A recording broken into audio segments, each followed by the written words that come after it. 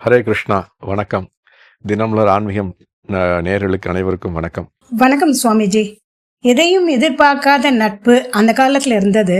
ஆனா இன்னைக்கு இருக்கிற நட்பு சுயநலம் அதிகமா இருக்கிற மாதிரி தெரியுதே. நட்பு எப்படி இருக்கணும்? நட்புக்கு உதாரணமா யார சொல்லலாம்? ஹரே கிருஷ்ணா. நட்பினுடைய உதாரணம், நட்புக்கு யார் உதாரணம்? நட்பு எப்படி இருக்க வேண்டும்? பாரம்பரிய நட்பு வேற மாதிரி இருந்தது, இப்ப நிகழ்கால நட்பு வேற மாதிரி இருக்கு. இதுதான் கேள்வி. இது உதாரணம் நான் கடைசியில் சொல்றேன். முதல்ல நட்புனா எப்படி இருக்கணும், நட்பு ஏன் இன்னைக்கு நிகழ்காலத்தில் அப்படி இல்லை, கலிகாலத்தில் வேற மாதிரி இருக்கு. எல்லாருமே குறிப்பிட்ட காலத்துக்கு மட்டும் நண்பர்களாக இருக்கின்றார்கள், அப்புறம் தொடர்புலே இல்லை, அவர்கள் நமக்கு தொடர்புலே இல்லை. அதே மாதிரி நட்புகள் இவர்கள் நண்பர்கள் தானான்னு மறந்துவிடக்கூடிய விஷயங்களோட வாழ்க்கையை வாழ்ந்து கொண்டிருக்கோம். இதற்கு 2-3 காரணங்கள் இருக்கு. ஒரு காரணம் என்னவென்றால், அந்த காலத்தில் நாம் எல்லாருமே ஒரே இடத்துல வாழ்ந்து கொண்டிருந்தோம். ஒரு கிராமத்தில் வாழ்ந்தோம், ஒரு நகரத்தில், ஒரே நகரத்தில் வாழ்ந்தோம். பெருசாக நம்ம 1000 கிலோமீட்டர் தொலைவுக்கு போவதில்லை, 500 கிலோமீட்டர் தொலைவுக்கு போவதில்லை. நம்மளுடைய கிராமங்கள் அல்லது கொஞ்சம் பெரிய நகரங்கள்லேயே வாழ்ந்து கொண்டிருந்தோம். நம்ம கூட சிறு வயதிலிருந்து வளர்ந்த நபர்களே அதே ஊரில் வாழ்ந்து கொண்டிருந்தார்கள். அவர்களை தினமும் பார்க்கிறோம். அவர்கள் ஒரு விதத்தில் நமக்கு எல்லா விதமான தினம் பார்வையில் இருந்து கொண்டிருக்கின்றார்கள். திருவிழா என்றால் நமக்கு வீட்டுக்கு வருவாங்க. ஏதாவது நல்ல ஒரு விஷயங்கள் வீட்டில் நடந்தால் வருவார்கள். கஷ்டங்கள்னாலும் கூட நிற்பார்கள். ஏன்னா ஒரே கிராமத்தில் வாழ்ந்தார்கள்.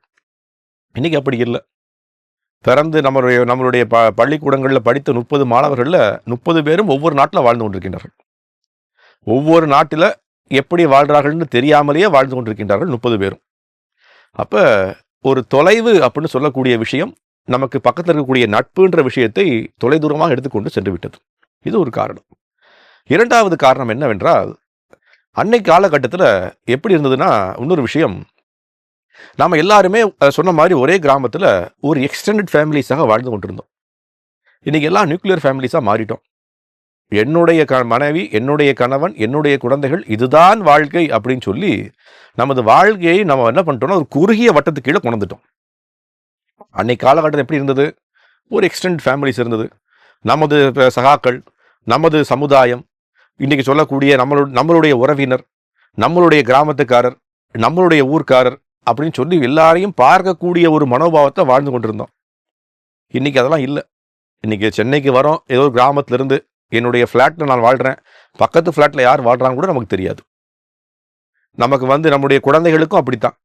இன்னைக்கு என்ன பண்ணுறான் அப்படின்னா, இவனோட நண்பன், கீழே விளையாடக்கூடிய நபர் 4 நபர்கள் அப்படிதான். குழந்தைகளுக்கு அப்புறம் மனசு மாறிடும். 10 வயசுக்கு அப்புறம் மறந்து போயிடுவான் அந்த நண்பர்களையும். அப்போ நண்பர்களுடைய தாக்கம் அது நம்மளுடைய வாழ்க்கை முறையினால் ஒரு தாக்கம் ஏற்பட்டு விட்டதே தவிர, இது ஏதோ ஒரு பிளான்ட் ஆக்டிவிட்டி மாதிரி எனக்கு தெரியல. இது நம்மளுடைய வாழ்க்கை முறையினுடைய தாக்கம். இப்போ நட்புன்றது ரொம்ப முக்கியமான விஷயம் தான். நீங்கள் சொன்ன மாதிரி நட்புன்றது என்னன்னா, பிரதிபலன் எதிர்பார்க்காமல் நட்பு பழகுவதுன்றது கலிகாலத்தில் கஷ்டம்தான். ஏன்னா கலிகாலத்தினுடைய சுபாவமே எப்படி அப்படின்னா, கலிகாலத்தில் நம்மளுடைய சுபாவம் எப்படி அமைக்கப்பட்டிருக்கு அப்படின்றதே சாஸ்திரங்கள் ரொம்ப தெளிவாக சொல்கின்றது. நாம் எனக்கு என்ன தேவைன்னு நினைக்கக்கூடிய மனோபாவத்தில் தான் வாழ்ந்து கொண்டிருப்போம். என்னை பொறுத்த மட்டுக்கும் தர்மம் தர்மம் தான், அடுத்தவர்களை பொறுத்த மட்டுக்கு அது தர்மம். நான் செய்வது சரி, அடுத்தவன் அதையே செய்தால் அது தவறு. இதுதான் கலியுகத்தினுடைய முக்கியமான வெளிப்பாடு. நான் ஒரு விஷயத்தை செய்வேன், அதே விஷயத்தை அடுத்தவன் செய்வான், அது தவறு, நான் செய்தால் சரி. மூன்றாவது, நான் செய்யக்கூடிய விஷயங்களை அடுத்தவன் எனக்கு ஏதுவாக செய்யவில்லை என்றால் அவன் எனக்கு எதிரி. அது பேச்சிலோ, செயலிலோ, சிந்தனையிலோ. அப்ப எனக்கு ஏதுவாக அவன் செயல்படவில்லை, அது குடும்பத்துக்காரராக இருக்கட்டும், அவன் உறவினராக இருக்கட்டும், நண்பர்களாக இருக்கட்டும், அவனுக்கு எதிரியாக மாறிடுவான். இது கலியுகத்தினுடைய ஒரு பிரதிபலனை. கலியுகம்ன்றது என்ன அப்படின்னா, அதனுடைய வார்த்தையே, கலின்ற வார்த்தை என்ன? சண்டை, சச்சரவுன்றது அதனுடைய அர்த்தமே. சமஸ்கிருத வார்த்தையினுடைய அர்த்தம் என்ன? சண்டையும் சச்சரவும். சண்டையும் சச்சரவும் எப்படி ஏற்படும்? நாம ஒன்று புரிதலை தவறாக புரிந்து கொண்டால்தான் சண்டை வரப்போகுது. நீங்கள் ஒரு விஷயத்தை எனக்கு சொல்றீங்க, நான் என்ன பண்றேன், அதை தவறாக புரிந்து கொள்றேன். ஏன்னா நமக்கு எதிராக செயல்படுறாரே அவர் அப்படின்னு சொல்லி நாம் என்ன பண்றோம், அவருக்கு எதிராக நான் சண்டையை விடுகிறேன். அப்ப இந்த சண்டையும் சச்சரவும் ஏற்படக்கூடிய கலியுகத்தினுடைய முக்கியமான வெளிப்பாடு என்ன அப்படின்னா, நபர்களுக்கு எதிரே இருக்கக்கூடிய ஒற்றுமையை சீர்குலைப்பதுதான் நமது சிந்தனை. அப்ப நண்பர்களாக இருக்கக்கூடியவர்கள் தீவிரர்களாக மாறுகின்றார்கள், பகைவர்களாக மாறுகின்றார்கள். இதெல்லாம் நடந்து கொண்டுதான் இருக்கும். அப்ப இதை எப்படி புரிந்து கொள்வது அப்படின்னா, உண்மையிலேயே உண்மையான நட்புன்றது என்ன அப்படின்றதுக்கு உதாரணமாக நீங்கள் கேட்டீங்க, ஒரு உதாரணம் கூட. உதாரணம் எனக்கு கிடைக்கக்கூடிய முதலே தோணக்கூடிய உதாரணம் என்ன அப்படின்னா, சுதாமாவிற்கும் கிருஷ்ணருக்கும் உள்ள உதாரணம் தான். சுதாமாவிற்கும் கிருஷ்ணருக்கும் உள்ள உதாரணம் என்னவென்றால், எப்படி நமக்கு இருக்கக்கூடிய வாழ்க்கையினுடைய உதாரணம் ரொம்ப அற்புதமாக இருக்கு பாருங்களேன். இது எல்லாருக்கும் ஏற்படும். குருகுலத்துக்கு போறாங்க. சாண்டிப்பனியினுடைய முனியினுடைய ஆசிரமத்தில் குருகுலம். அரசனுடைய மகன் அல்லது சத்திரியனுடைய மகன் கிருஷ்ணர். ஒரு பாமரனுடைய மனிதன் சுதாமா. பிராமண குடும்பத்தில் பிறந்தவர் சுதாமா. 2 பேரும் ஒரே இதுக்கு வராங்க. எங்க ஒரு குருகுலத்துக்கு. உற்ற நண்பர்கள். 2 பேரும் இடைபிரியாத நண்பர்கள் அங்க குருகுலத்தில். நான் சொன்ன மாதிரி தான். காலத்தினுடைய வெளிப்பாடு, நேரத்தினுடைய வெளிப்பாடு. 2 பேரும் அவருடைய பாதைகள் பிரிந்து விட்டாச்சு. கிருஷ்ணன் மதுராவுக்கு போய் அரசனாக மாறிவிட்டார். மிகப்பெரிய அரசன். 16,108 மனைவிகள், 16,108 அரண்மனைகள்.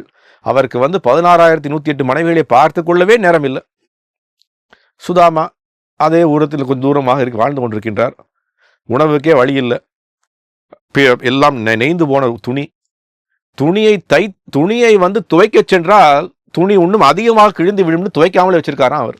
அவ்வளவு ஏழ்மை. யோசிச்சு பாருங்க ஏழ்மையா. துணியை கொண்டு போய் நம்ம துவைச்சோம் அப்படின்னா துணி இன்னும் அதிகமாக கிழிஞ்சிடும். அதிகமாக கிழிந்து விட்டால் அடுத்த துணி போடுவதற்கு துணி இல்லை. அப்ப அந்த மாதிரி ஒரு ஏழ்மையான குடும்பம். தினமும் உண்பதற்கு வீட்டில் மனைவிக்கும் கணவனுக்கும் குழந்தைகளுக்கும் என்ன தெரியுமா இருக்கு? அவல் மட்டும்தான் இருக்கு. சாதம் கூட இல்லை, அரிசி கூட இல்லை, பழங்கள் இல்லை, எதுவும் இல்லை. வெறும் அவலை உண்டு வாழ்ந்து கொண்டிருக்கின்றார்கள் குடும்பம். பல நாட்களாக, பல வருடங்களாக மனைவி சொல்லிக் கொண்டே இருக்கின்றாள், உங்களுடைய நண்பர் தான் மிகப்பெரிய ஒரு ஜாம்பவான், அவர் தான் மிகப்பெரிய அரசன், அவன்கிட்ட போய் கொஞ்சம் உதவி கேட்கலாமே, நம்ம கஷ்டப்பட்டு கொண்டிருக்கின்றோம், நமது குழந்தைகளுடைய வளர்ச்சியை பாருங்க அப்படின்னு சொல்லி எவ்வளவோ விஷயங்களை திருப்பி திருப்பி திருப்பி திருப்பி சொல்லிக்கொண்டே இருக்கின்றாள். அவர் சொல்லக்கூடிய விஷயம் என்ன? பிராமணன்றவன் யார் அப்படின்னா, தேவையில்லாமல் தன்னுடைய வாழ்க்கைக்காக அடுத்தவன்ட்டு போய் யாசகம் வாங்காது இருப்பவன் தான் பிராமணன். இன்னைக்கு எவ்வளவு பேர் இப்படி வாழ்றாங்க? பிராமணன் சொல்லக்கூடிய நபர்கள் வாழல அப்படி. பிராமணன்றவன் என்ன அப்படின்னா, அது ஏன் அவன் பிராமணன் தெரியுமா? இன்னைக்கு உதாரணத்துக்கு நான் உங்கள்கிட்ட ஒரு விஷயத்தை சொல்றேன். நான் ஏன் எந்த விதமான பயப்படாமல் விஷயத்தை பேச முடிகின்றது? ஏன்னா எனக்கு யாரும் சேலரி கொடுக்கல. நான் சேலரி வாங்கல யார்ட்டையும். நான் சேலரி வாங்கி கொண்டு ஒர்க் பண்ணி கொண்டிருந்தேன். சில விஷயங்கள்ல எல்லாம் விட்டுட்டு இப்போ துறவியாக மாறியாச்சு. எனக்கு யாரும் எந்த ஸ்டைஃபன் கொடுக்கல, சேலரி கொடுக்கல. யாராவது சேலரி கொடுத்தாங்கன்னா என்ன பண்ணுவாங்க? நீங்கள் இப்படித்தான் பேச வேண்டும், என்னை நிர்பந்தப்படுத்த முடியும். அப்ப ஒரு நெறியாளன், ஒரு பிராமணன் அல்லது ஒரு சமுதாயத்தை சீர்திருத்தக்கூடிய ஒரு ஆன்மீகவாதியிடம் எப்படி இருக்கணும் அப்படின்னா, அடுத்தவர்களுடைய பணத்தை நம்பி வாழக்கூடிய நபராக முதல்ல இருக்கவே கூடாது. அதான் முதல் குவாலிஃபிகேஷனே. அது நிறைய பேருக்கு இல்லை. எனிவே, இப்போ சுதாமா எப்படி இருக்கார்? நான் என்னுடைய குடும்பத்திற்காக போய் அவன்கிட்ட போய் கேட்க முடியாது அப்படின்னு சொல்லி பல வருடங்கள் தட்டி கழித்து கொண்டே இருக்கார் அவர். மறுபடியும் திருப்பி திருப்பி திருப்பி திருப்பி கேட்டுக்கொண்டே இருக்கும்போது ஒரு நாள் சரி நான் நண்பனை பார்க்க போறேன் அப்படின்னு சொல்லி கிளம்புறார் அவர். கிளம்பி போகும்போது என்ன பண்றாரு அப்படின்னா, கிளம்பி போயாச்சு வீட்டை விட்டு, அப்புறம் மறுபடியும் வீட்டுக்கு வரார். என்னுடைய நண்பனை பல வருடங்களுக்கு அப்புறம் பார்க்க போறேன், ஏதாவது வீட்டில் எடுத்துக்கொண்டு செல்லலாமான்னு மனைவிட்ட கேட்கிறார். ஒன்றும் இல்லையா வீட்டில், என்ன எடுத்துக்கொண்டு செல்ல முடியும்? ஒன்றும் இல்லை. வீட்டில் இருக்கக்கூடிய ஒரே விஷயம் அந்த அவல் தான். அந்த அவலை தன்னுடைய இருந்த துணியை கிழித்து கொஞ்சம் அவலை சூட்டி கொண்டு எடுத்துக்கொண்டு செல்றார் அவர். சுதாமா வந்திருக்கின்றார்னு கேள்விப்பட்ட உடனே ஓடோடி வருகின்றார் கிருஷ்ணரும் அவருடைய மனைவிகளும் ஓடி வராங்க. ஓடி என்ன பண்றாங்க அப்படின்னா, அவரை வரவேற்று அவருக்கு உதவி பாதாபிஷேகம் செய்து அவருடைய சிம்மாசனத்தில் உட்கார வைத்து கிருஷ்ணர் கேட்கிறார், எப்படி இருக்கப்பான்னு கேட்கிறார். கிருஷ்ணர் அனைத்தும் அறிந்த அவர் பரமாத்மா, எல்லார்ட்டும் தெரியும் அவருக்கு. சுதாமா எப்படி வாழ்ந்து கொண்டிருக்கின்றார், எப்படி கடுமையான விஷயத்தை வாழ்ந்து கொண்டிருக்கின்றார், எதற்காக வந்திருக்கின்றார் கூட தெரியும் அவருக்கு. வந்தாச்சு, மறுபடியும் கேட்கணுமான்னு ரொம்ப ஆவேசப்பட்டு கொண்டே இருக்கின்றார். கேட்க முடியல. ஏன்னா அவனுடைய அன்பையும் ஒரு அரவணைப்பையும் பார்த்து கேட்கக்கூடிய மனோபாவம் கூட வரல சுதாமாவிற்கு. என்ன பண்றார் அவர்? வந்தாச்சு, ஒரு நாள் இருந்தாச்சு, நல்ல கவனிப்பு, எல்லா விதமான விஷயங்களும் கிடைச்சாச்சு. சுதாமா சொல்றா, நான் கிளம்புறேன் அப்படின்றார் அவர். மறுபடியும் சென்று வா, மறுபடியும் சந்திக்கிறேன் அப்படின்னு சொல்லி கிருஷ்ணன் மன்னிச்சாச்சு. அரண்மனை விட்டு வெளில வந்தாச்சு, கேட்கவே இல்லையே. வந்ததுக்கு கேட்கறதுக்காக வந்தோம், ஏதாவது உதவி கொடுப்பான்ட்டு கேட்கல. கேட்கக்கூடிய பாக்கியம் வரல, கேட்கக்கூடிய தைரியம் வரல. வந்தாச்சு, மறுபடியும் நடந்து கொண்டே வரார். அவரை வீட்டை நோக்கி வரார். வீட்டை கண்டுபிடிக்க முடியல. வீட்டையே காணும். நம்ம ஊர்ல அந்த ஒரு பெரிய ஒரு இது சொல்லுவாங்க இல்லையா, கிணத்தை காணும்னு சொல்ற மாதிரி வீட்டை காணும். கட்டிய வீடை காணும். ஏன்னா வீட்டை காணுமேன்னு சொல்லி திலவி பார்க்கிறார். ஒரு இடத்துல அங்கே வந்து பெரிய ஒரு அரண்மனை மாதிரி இருக்கு. அந்த அரண்மனை கொண்டு போய் பார்க்கிறார். தன்னுடைய மனைவி வந்து ரொம்ப அற்புதமான ஒரு வைரங்கள் தங்கத்துடன் வந்து வராங்க. வாங்க வாங்க வாங்கன்னு சொல்றாங்க. இவர் ஒன்றும் கிழிந்த வேட்டியோட வர்றார். அவர் அரண்மனைக்குள்ள பையன்கள், அரண்மனைக்குள்ள எக்கச்சக்கமான வேலை செய்யக்கூடிய நபர்கள் எல்லாம் வந்து எங்க பார்த்தாலும் தங்கம் வைரமா இருக்கு. எப்படி நடந்ததுன்னு கேட்கிறார். மனைவி நினைத்துக் கொண்டிருக்கிறார் கணவன் போய் கேட்டதுனால நடந்ததுன்னு. கணவன் நினைத்துக் கொண்டிருக்கிறார் எப்படி நடந்ததுன்னு தெரியல என்றார் அவர். இதுதான் நட்பினுடைய பாரம்பரியம், நட்பினுடைய பாராட்டு. கேட்காமலேயே நண்பனுக்காக செய்யக்கூடியவன் தான் நண்பன். கிருஷ்ணர் அவன் கேட்கிறன்னு அவருக்கு தெரியும், இருந்தாலும் செய்தார். நண்பன்கிட்ட போய் நான் ஏன் கேட்கணும்னு கேட்காமல் இருக்காரு பாருங்க, அவனுக்கும் நான் செய்வேன்னு காட்டுறாரு பாருங்க, அவர் தான் கிருஷ்ணர். அதனால அதே மாதிரி தான் நமது வாழ்க்கையும். நமது வாழ்க்கையில நமக்கு மிக உற்றிய நண்பர் கிருஷ்ணர் தான். ஏன்னா அதுதான் பகவத்கீதை கிருஷ்ணர் அர்ஜுனுக்கு சொல்றார், ஒரு ஆத்மாவிற்கு உற்ற நண்பன் நான் தான், வேற யாரும் கிடையாது. உங்களுடைய நண்பராக இருக்கக்கூடிய நபர் இன்னைக்கு நண்பராக இருப்பார், நாளைக்கு தீவனாக மாறிடுவார். நமக்கு உற்ற நண்பர் ஒருத்தர் தான், கிருஷ்ணர் மட்டும்தான், பரமாத்மா உள்ளே இருக்கின்றார். அவர் என்ன பண்ணுவார், நமக்கு எது சரி, எது தவறு, எது தேவை, எது தேவையில்லை, எதை எப்போது கொடுக்கணும், எதை எப்போது கொடுக்கக்கூடாது, எல்லாம் அவருக்கு தெரியும். நாம அவருக்கு சரணடைந்தாலே போதும். கிருஷ்ணா என்னை பாற்றுக்கொள், கிருஷ்ணா உன்னுடைய சரணாகதி அடைகின்றேன், எனக்கு வாழ்க்கை எப்படி அமையணும் உனக்கு தெரியும், நீ அமைத்துக் கொடு அப்படின்னு சுதாமாவை போல வாழ்ந்தோம் என்றால் நமது வாழ்க்கையில் எது தேவையோ எப்பொழுது தேவையோ கண்டிப்பாக கிடைக்கும். நான் அடிக்கடி சொல்லுவேன் இந்த உதாரணத்தை. ஒவ்வொரு மனிதனும் ஆழ்ந்து யோசித்து பாருங்களேன். நாம வந்து நம்ம வாழ்க்கைக்கு we have got more than what we deserve. நல்லா யோசிச்சு பார்த்தீங்கன்னா உண்மையான நேர்மையான மனிதர் இதை ஒப்புக்கொள்வார். நான் சொல்லக்கூடிய வார்த்தையா, நமது வாழ்க்கையில நமக்கு எது கிடைக்கணுமோ அதை விட அதிகமாகவே கிடைத்திருக்கு. எல்லாருக்கும் தெரியும். நாம பண்ணிய தவறுகள் நமக்கு தெரியாதா, நான் எப்படி வாழ்ந்தேன்னு எனக்கு தெரியாதா, எவ்வளவு கோரமான மனிதன் எனக்கு தெரியாதா, எவ்வளவு அதர்மத்தில் ஈடுபட்டேன்னு எனக்கு தெரியாதா, அப்படியும் நிறைய விஷயங்களை கிருஷ்ணன் நமக்கு கொடுத்து கொண்டே இருக்கின்றார். அப்ப நாம் என்ன புரிந்து கொள்ளணும், நமக்கு உற்ற நண்பர் கிருஷ்ணரே.